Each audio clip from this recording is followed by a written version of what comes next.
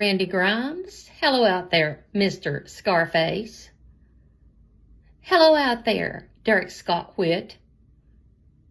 And any of you other Whits. Oh, and yes, and Ms. Linda Carol Whitt O'Neill. I just wanted to get on here and let you all know that I am not scared of any of you.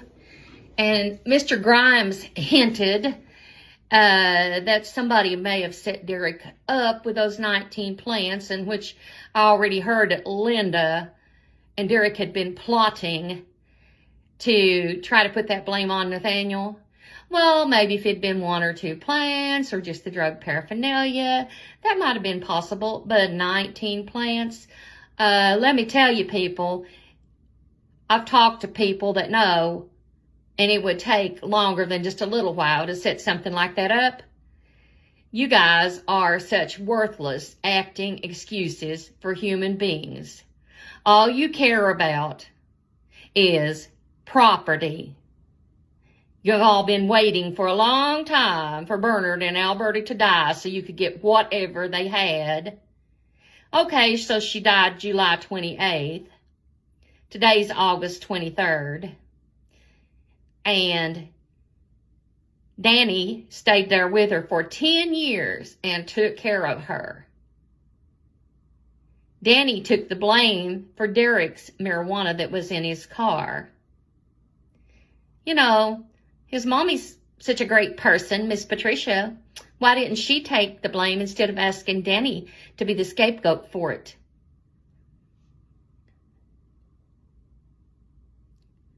And then not only were you growing the marijuana plants in your home this time, you've grown them for a long time. You were doing it way back whenever Mr. Scotty Whitt got in trouble for the stolen equipment.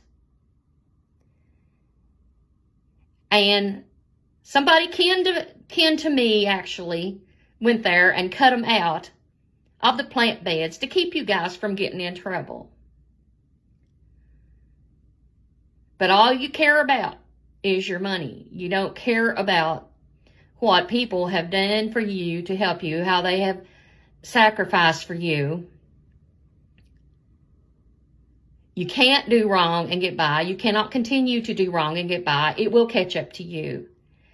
And Derek, as far as for when you had got caught this time with the 19 marijuana plants, little Gracie was left there alone. And what is she, 11 years old, 12 years old maybe? And she told that her daddy was at the shop. So when the cops started to go over there, what did you do? Did you stand up like a man and take responsibility? No, what I understand, little Mr. Wimpy Derek, is that you took off and hit the road. So they got you for wanton endangerment too. And it's also my understanding that you're going to have to go and be in court with Stacy, probably because you didn't pay your child support. And I've heard some things you did to her too. You didn't want her in the house, and there her daughters were living there with her and everything, and you had the electric cut off. Boy, you're really something, aren't you? Such a great daddy. And you know, you can't do wrong and get by. And I say that because I know that. Because Junior Whitt told me whenever we got married in 1975 and I fixed out everything for the income taxes, and I'd never even filed taxes before because I was only 18, he told me he never did turn it all in. And he told me exactly what to turn in. And I was young and naive, and I went along with him. And you know what, Mr. Derek? It caught up to him. It caught up to me. Maybe it wouldn't have if he'd listened to Danny, because Danny tried to tell him that the interest money was reported on the 1099 directly to the IRS. So when we got called in for the audit to Ashland, Kentucky, that's what the lady asked him. Why didn't you report this? And he said, why does anyone not report income? Oh yeah, well that was a smart answer now, wasn't it? Well, let's see. What else did I mean to say? Oh, let's see. Anyway, the things that I've said about you, I'm sure that they are accurate and true. I'm positive that there's people out there that would swear that it's true. And I don't care, Randy Grimes or Derek Whitt or any of you Whits, if you're scared of me or not. I am not scared of you. And Patricia, I was not scared of you when you came up there an almost 2-hour drive to come to Hammond Free Will Baptist Church.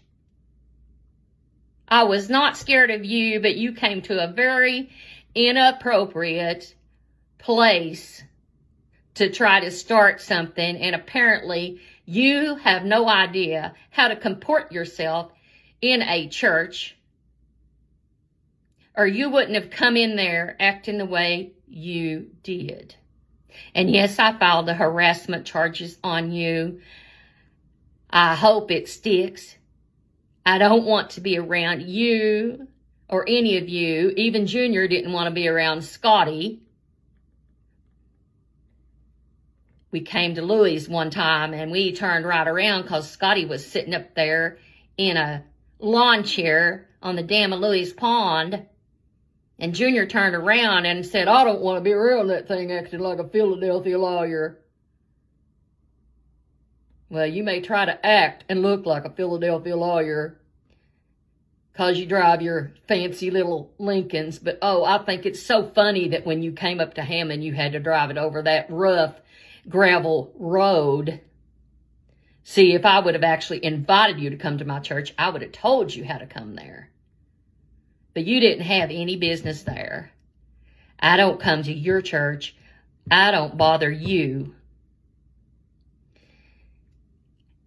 But you guys are going to quit defaming me, defaming my family, making fun of my husband, Randy, that has dementia and is more of a man, even with dementia, than any of you could ever be.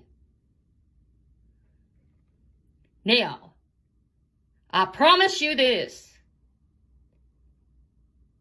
If you're out there and you're doing stuff to try to hurt me and my son and my daughter and my husband and my church, if you're causing me pain, suffering, and emotional issues, and then trying to make out like I've got a mental problem and I'm going to go into the mental institute, then by George, people, maybe you're the one that needs help. So let me tell you, Randy Grimes, you may not take this seriously. You may think it's dry threats. My husband, Randy, is in a hospital right now because his dementia has gotten so bad that he is combative.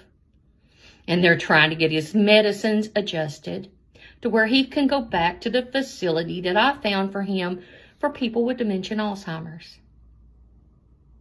Whenever I can get him settled back down again, I am a pretty good hand at documenting things that need to be documented. I taught office administration at Job Corps, and I will be putting this all together. I promise. And I will be going to see an attorney to see about representing me. And I don't care what it costs. I don't care if I have to pay him in installments. You're going to leave me alone. You're going to quit telling your lies, too. And that goes for you, too, little Mr. Derek, that said, I approved of my son cussing. Because that's a lie. That is a lie. But you're pretty good at telling them, aren't you? But I'll tell you what. Your little lies are going to catch up with you. I just pray how soon.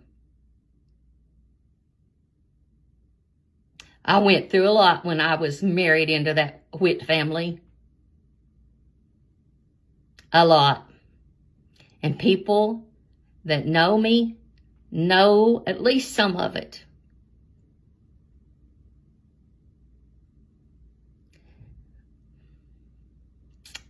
Y'all want to talk about me shooting Junior with a gun? What about him threatening me when I was pregnant? What about him taking his gun and shooting a hole in the dining room table and telling me, I think I just might shoot you? What about him beating me with tobacco sticks? Hitting me with thermos bottles, pokers, kicking me on the legs, punching me, hitting me with ball bats? So yeah, Nathaniel had a good teacher, didn't he? Very good teacher. And yeah, he probably did like for Nathaniel to cuss and drink and carouse with women and do all kinds of crap, because that's just the kind of person he was. And I tell it like it is, even if it hurts Nathaniel, because the truth is the truth, and there is no denying the truth. There is no point.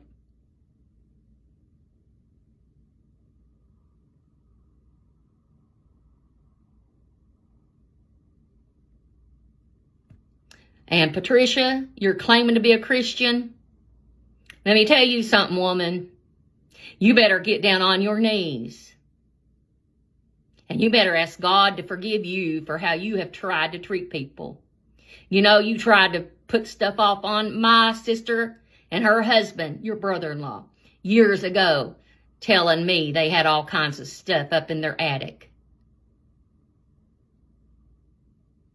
And you want to talk about maybe Danny didn't belong to Bernard?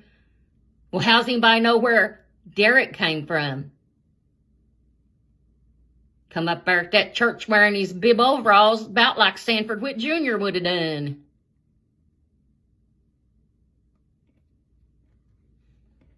I hope you all have a good day. And I hope you learn to tell the truth. And I hope you learn how to treat people with decency and respect. God bless you.